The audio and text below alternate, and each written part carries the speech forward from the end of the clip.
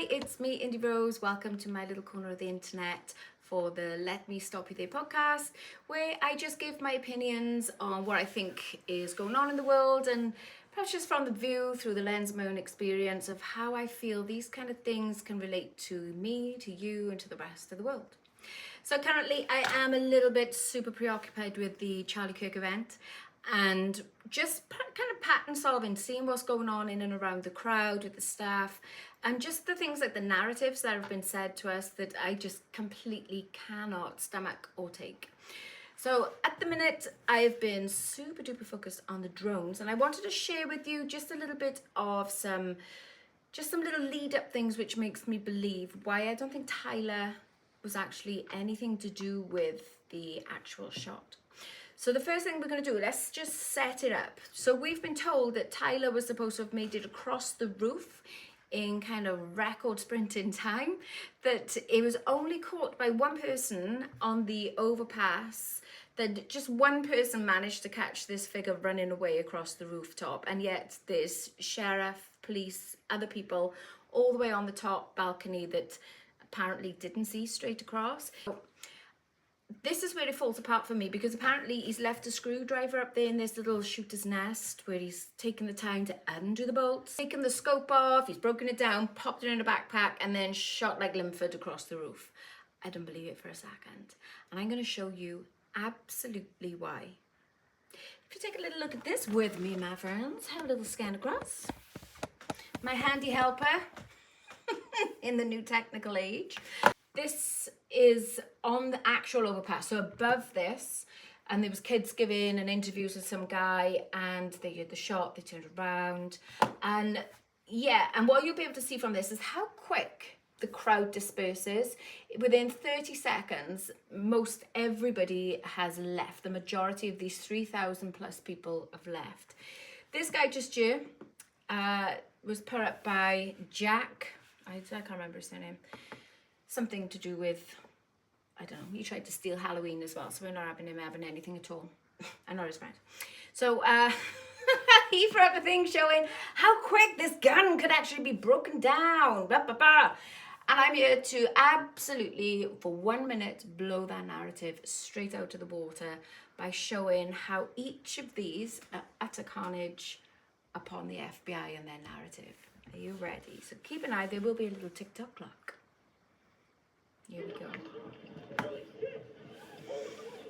So he's kind of going behind the windows just there. Everybody's on their feet. This dude is kind of halfway through doing his gun rapping. There's been a shooting, we heard shots. He ain't going to be very good at Christmas presents, this man. But all these people, oh my God, they've come running out. And yet, we've got some very calm students walking around, oblivious to this shot that's rung out. And we can't hear a single person. Where are all the droves? This person couldn't give a shit what's happening in the day. I don't know where all these, like, hundreds of people are running out. Where are they? This is another 30 seconds on top of the 30 seconds that we just watched that I lined up with the timing. Yeah. What do you think? I cannot for the life of me marry any of that up. All of these start up. In fact, the figure on the roof just here that runs across got a little bit of a disadvantage because I did start the clock at exactly the same time. But by the time these had kind of fussed about, it had taken a minute for like the CCTV to come into action, but I digress. You can see that there would be people, you know, sound. I don't know if there is sound on the original FBI videos, but for me, the initial Tyler bit is wah, wah, wah. I just really don't buy into it. But today specifically, I wanted to have a look at the drones, because whenever anyone mentions them, it kind of goes a bit like conspiracy theories, blah, and all the rest of it.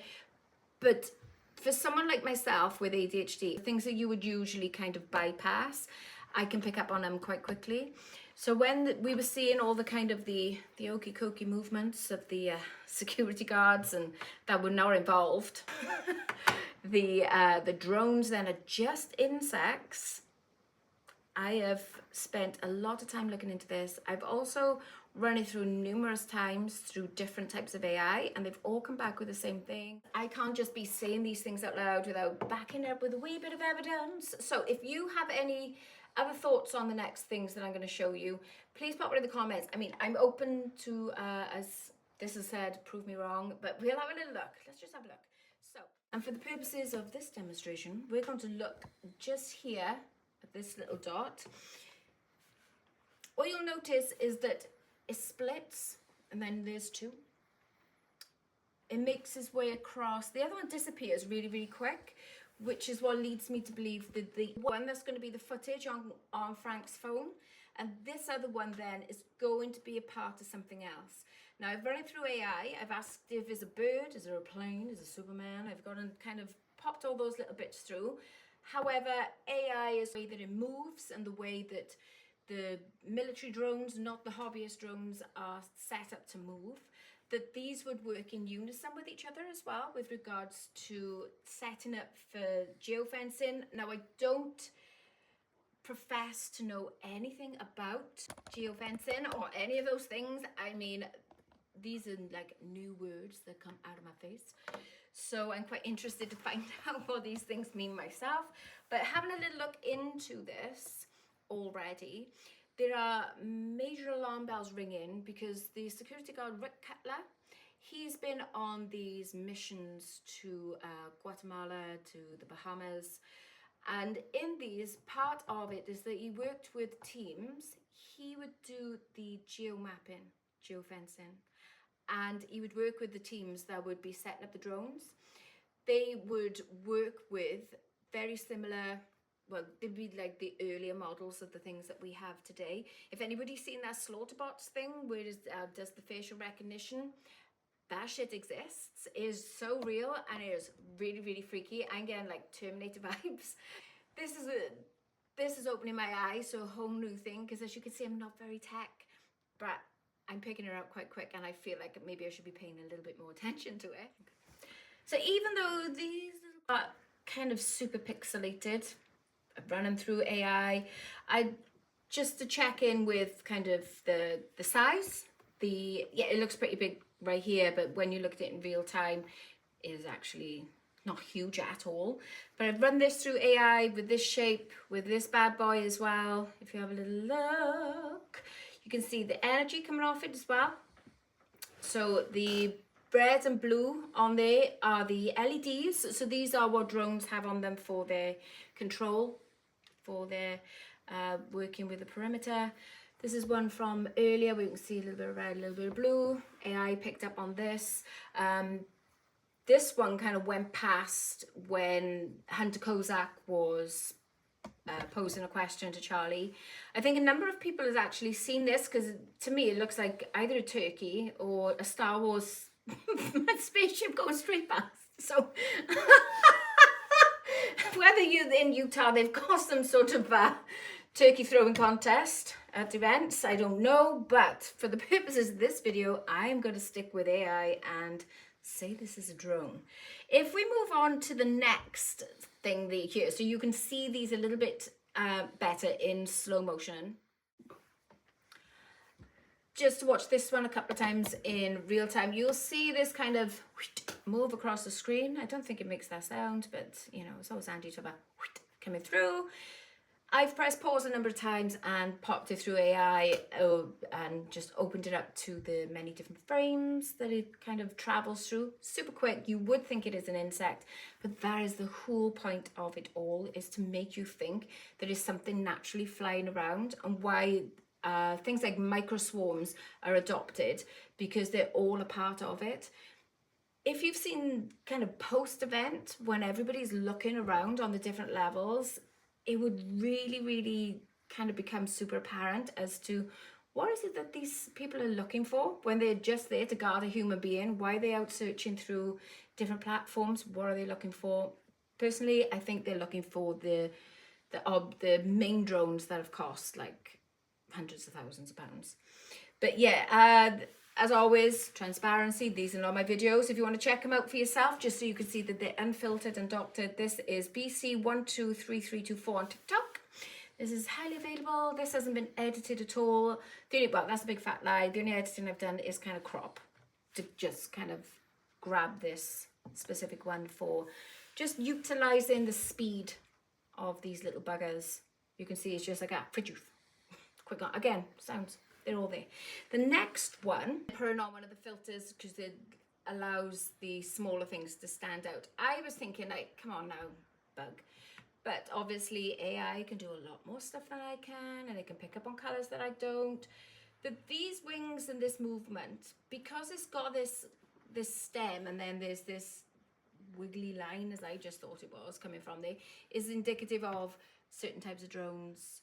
Is it DJI and UAV and stuff like this, so I don't know. But just the way it comes down in this manner is just showing that it's not a bug. It's showing me is on the stuff that I had. To me, that looks a little bit like tadpoles, but she's not gonna have tadpoles in her hair, of course. But just the way that it moves into 4 and it comes down, I'm like, listen, who am I to argue with AI? Especially when you've asked Grok, ChatGPT, you've gone on, what's the Gemini one? There's loads of different ones, and they're like, So I'm like, right, well, I'm happy with that confirmation without there being any bias of me being like, it must be a drone. Because if you have a look at this little fella just here, it lands just there, but just there, just here, AI picked out on this that there's blue and red lights on there, one blue, one red, blue, and it's like I said, you can only see what you can see.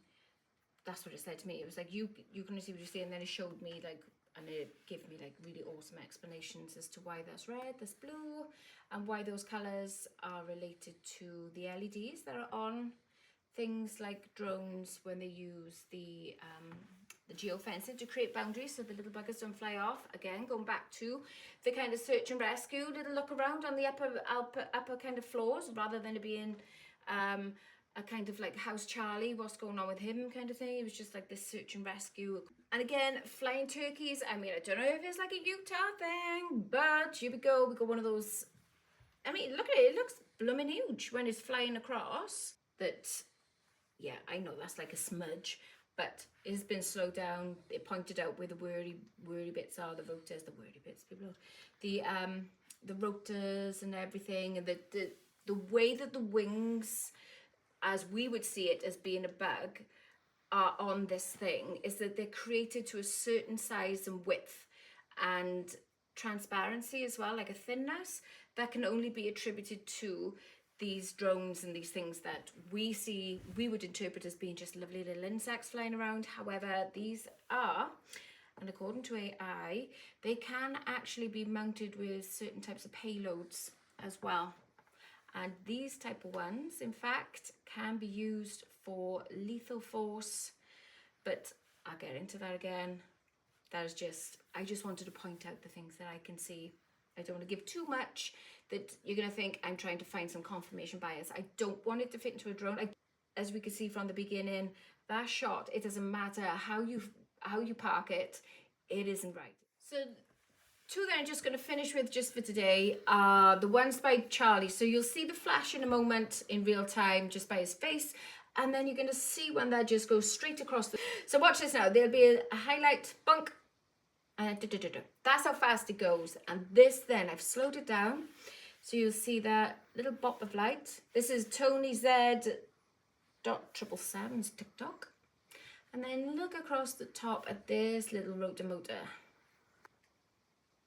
Any second. Remember, I have slowed this down, but you look at that bad boy. It's going to come across again.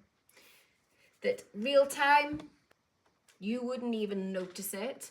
And then when it comes through, you get the flash. That's already happened. That's gone. Just here in a second. And you can see how slow it's going for you to even just be able to see it. And underneath, you can see that it's attached. I'll just press pause if I can kind of catch it at the right time to see when, just for you to see if you can actually catch a gander of where it's attached to this object underneath where there is a camera. I don't know, but as it comes through is 1, 2, 3, 4. I'll try to stop on the fourth. There. So just on this fourth one, you can see where the rotors are, the body of it, with the block underneath. You'd be forgiven for thinking that this is in fact an insect, but this right here, no way. And it was this actual scene that convinced me that I wasn't kind of losing my mind by that pattern recognition of seeing all these, the micro swarms, these moth things that are around in September. So you got to think to yourself, in no part were these things chosen because of the time of year and what would be flying around and how they would be disguised and, you know, blend in with the crowd. So for the last bit, well, last but one bit, I really should say, because the last bit is going to be about Dan primarily. In this bit, this is why I really believe that there are two, because you can see two little, well, it looks like bugs again, but I have run it, and when you see it in a second down here through AI. So this is just in a sweet little slow motion where you'll see it kind of come down to here. Again, non-manipulated it in any way, apart from obviously cropping it because I just wanted this bit out. Yeah, so this thing now has come into his arm. You'll find it come back to about there. And then the other one has come down, and then they both go back up.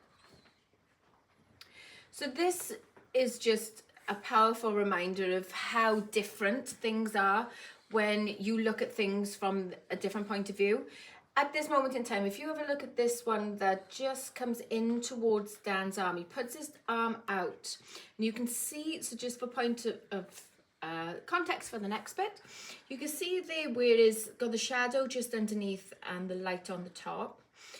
This little fucker have come through here. I shouldn't be called it that, I don't know where they are. This little thing has come through here. It's come down, it's moved in, and in a moment, once he puts his arm out, so he turns his hand over, which then means that this bit becomes light, the shadow moves underneath the arm on the outside, and the shadow, as you can just see, is all the way along the inside there. So in real life, for us, light is white, shadow is going to be dark. Little thing has come down, made his way in there, and then you'll see it go out, the other one comes down and goes all the way back up. You can see there with the arms turned back over, all back into the sunlight. A little bit of a time before this up in that little corner as well, which relates to the images and things that you see on Frank's phone, which we won't be going into right now. I just want to focus on the fact that they are present at this time. Bearing in mind, and I think this is what foxes, it foxed me and my husband for a little while, that when you look at it, you get so drawn into the fact that this then becomes what is real time. But then when you look at it in actual real time, this action of him flicking his arm out and bringing it back, I mean, it happens in a blink. So everyone can just kind of find this footage, have a little look for yourselves, and you'll see that when you slow it down and break it down, you will see these little active drones moving around, to the point that when the event, you know, the eventuality occurs, there is the one then that comes across the front that everybody sees on the gentleman, or I don't even think it's a man, I think it's a boy, with a black top just here, and you'll see it exit stage right there and then comes up to the top, where there was this one guy who was kind of like, no, it's being shot from the van, and it's like ding dong, if you slow it down you'll see it goes bump bump. But I don't know, that just got into someone's head. So that sometimes it's not that I want to be right, but sometimes is that you've got to see things that it is impossible for it to have happened. So then when we tune into this next bit, when we was watching the Okie Kokie and we could see the drones up in the top of the tent, this is Dan's arm in the sunshine. This is Frank's phone. This isn't even anything to do with what's in front, what's behind. Dan's arm, it is nothing. What you'll find that it is actually a shadow, which is impossible to have had caught on this screen as well. So again, not up for debate in this video. But what you'll notice is that this little dot here, and you'll see that this is actually shaded. This is actually light. So what you're seeing there is the drone coming down, which is seemingly caught its own reflection, should we say, on the inside of Dan's arm. And that this is the sunlight actually on the other side. This is where we're looking. This is where the shadows are lying. Have another little look in real time. This is the inside of Dan's arm. And the reason why I know this, if you have a little look here, you'll see that as it moves through, this is dark, and then the light is green. Now it should be showing up as light on Frank's phone, but it's actually staying dark. So you can see that the green is indicative of the heat and of the sun. Anything that's light, anything that's white. The darker colors are all in the pink. That sounds awful, but you know, it is what it is. But it stays pink. So then when it keeps moving over, there's the light. There's the little bit of light that hits on the inside of Dan's arm, which is seemingly this little drone. So the sunlight is green, the spot of light is green. When we have a look at it on the other side of Dan's arm, you will see that it flows in, it aligns with the drone dropping down from the top of the tent, landing on the arm, and then going all the way back up. As you can see, into the darkness. And just for kicks, I've changed it into another filter, just so that you can see the dark, which would be what the drone is looking at. Comes down. Still dark.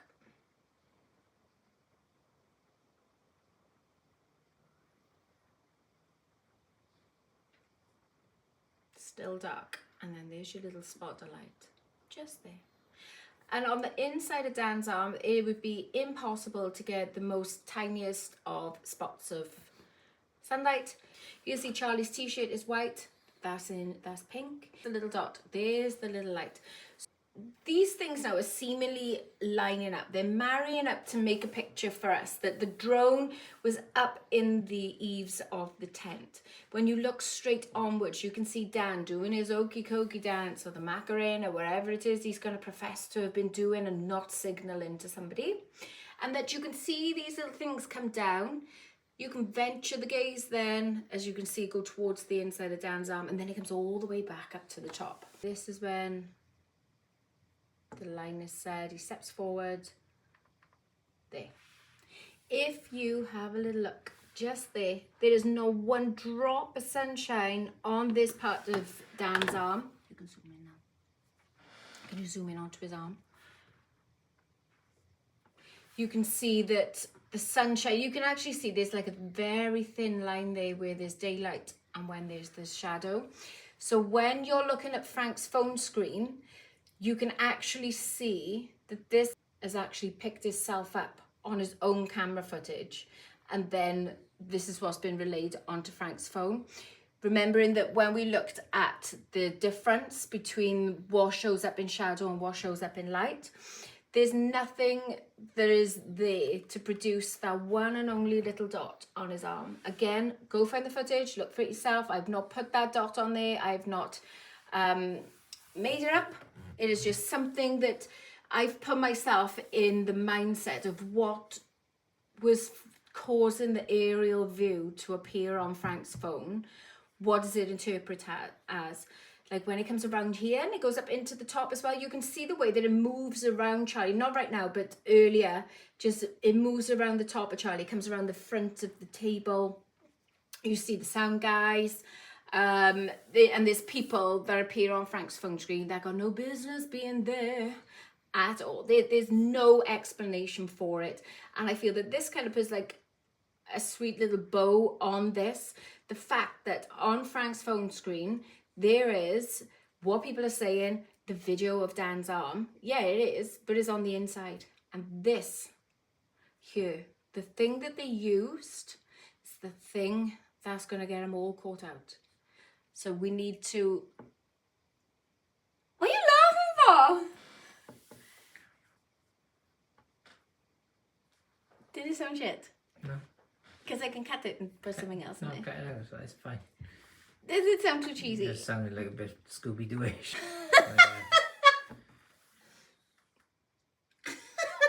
Okay. Damn that indie rose.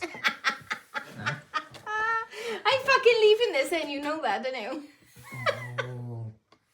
Oh my god. Yeah, no, it sounds Scooby-Doo-ish, but listen to me now. Listen to me now.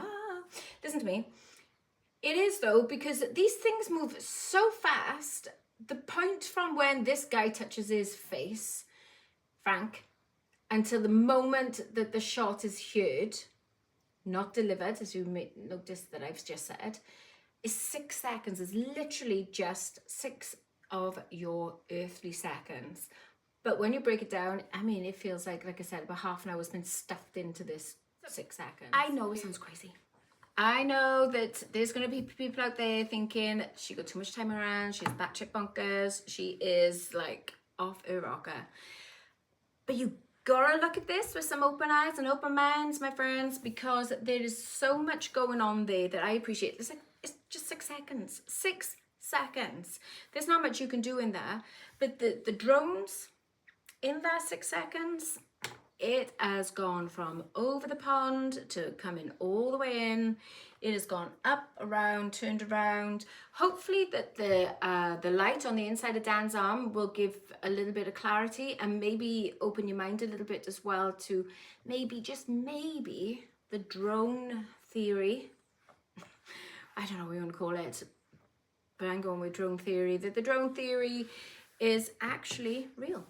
You only got to look at the way that Frank's phone records the arm when it goes from light to shadow, and that the fact that it stays shadow colored on the phone screen means that it's not the sunshine that's moving in front of Frank's phone as it is in real time on Dan's arm. The little dot that appears, you could see the shadow as well, so you can see where the split between this actually exposed to the daylight and when it's still actually underneath the tent. But obviously make up your own minds. This is all open to interpretation. Please do the usual stuff of subscribe, like, comment, share. Let's get this out there. Let's see what other people think. Maybe other people got videos. Maybe you have something that I haven't seen, or maybe we can have an open dialogue, have a conversation about. I would love that very much. So from me to you till next time, God bless Charlie, and let's see if we can get some answers to what it is that we need to be able to make sure that the right people are brought to justice. Thank you so much. See you again.